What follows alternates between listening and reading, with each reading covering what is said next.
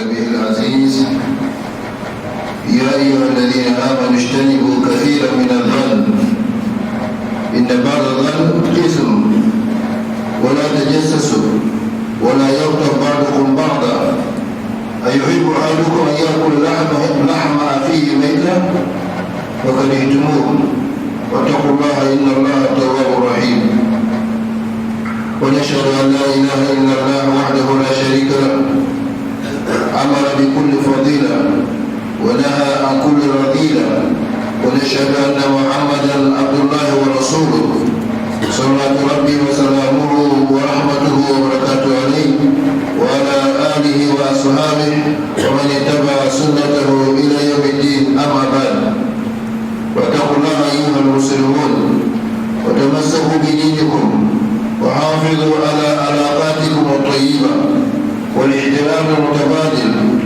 عنوان هذه الخطبة هو نصيحة للمسلمين. تأتي هذه الخطبة مرة أخرى تكملة للخطبتين الماضيتين وبالله التوفيق. Chers frères et sœurs islam, l'honneur appartient à Allah, Seigneur de l'univers, qui a dit dans son puissant et inattaquable livre aux croyants, évitez de trop conjecturer sur autrui, car une partie de conjecture est péché. Et n'espionnez pas, et n'immiscez pas les uns les autres. L'un de vous aimerait-il manger la chair de son frère moi? Assurément non. Vous en aurez horreur. Et craignez Allah, car Allah est grand accueillant, au répartir, très miséricordieux. Nous attestons à Allah suffit pour témoin qu'il n'y a pas de divinité digne d'adoration hormis Allah, l'unique sans associé. Il a recommandé toutes les vertus et a interdit tous les vices. Et nous attestons que Muhammad sallallahu alayhi wa sallam est serviteur envoyé d'Allah. Que mon Seigneur déverse abondamment ses prières sur sa vie, sa miséricorde et ses bénédictions sur lui, ses saintes familles, ses fidèles compagnons et tous ceux qui suivront sa sunna jusqu'au jour de la résurrection. Craignez Allah aux musulmans, attachez-vous à votre religion, l'islam, veillez à vos bonnes relations et au respect mutuel. Le thème de ce sermon est avis aux musulmans, qui vient compléter les deux derniers sermons qu'Allah subhanahu wa ta'ala nous conforme à son bon traitement.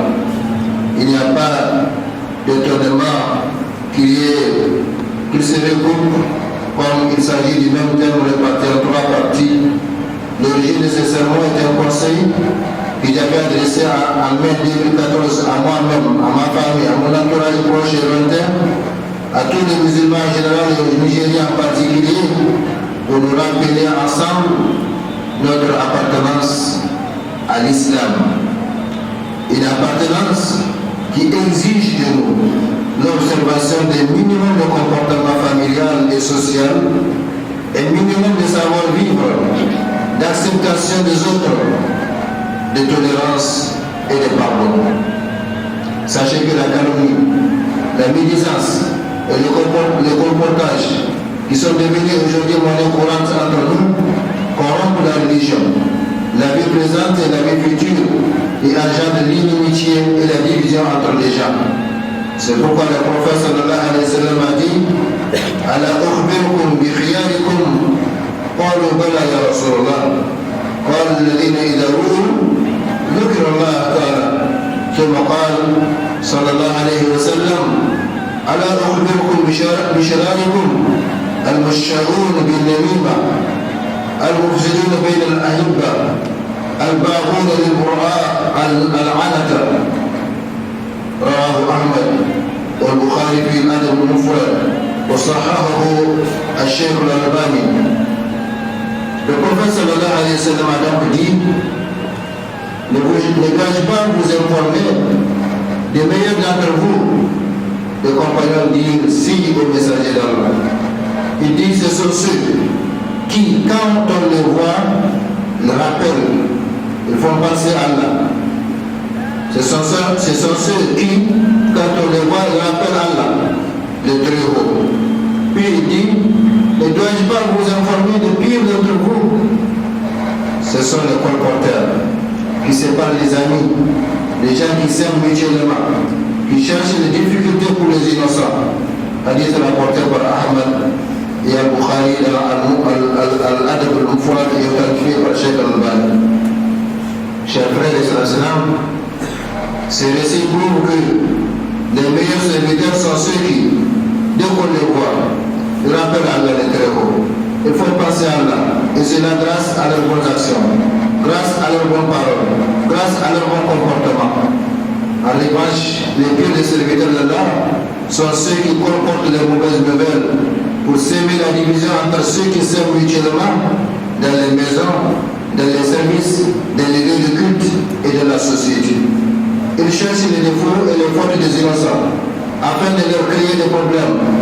Le prophète sallallahu alayhi wa sallam a encore dit: من مشى بين اثنين من نميمة سلط الله عليه نارا في قبره تحرقه إلى يوم القيامة وحية تنعشه حتى يدخل النار والعياذ بالله. Le prophète sallallahu alayhi wa sallam a dit: quiconque comporte entre deux personnes, Allah lui assignera un feu dans sa tombe qui le brûlera jusqu'au jour de la résurrection et un serpent qui le mordra jusqu'au jour de la résurrection.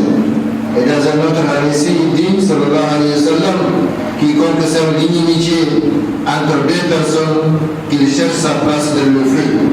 Et quiconque réconcilie deux personnes, même par des mensonges, Allah s'impose le devoir de les faire entrer au paradis.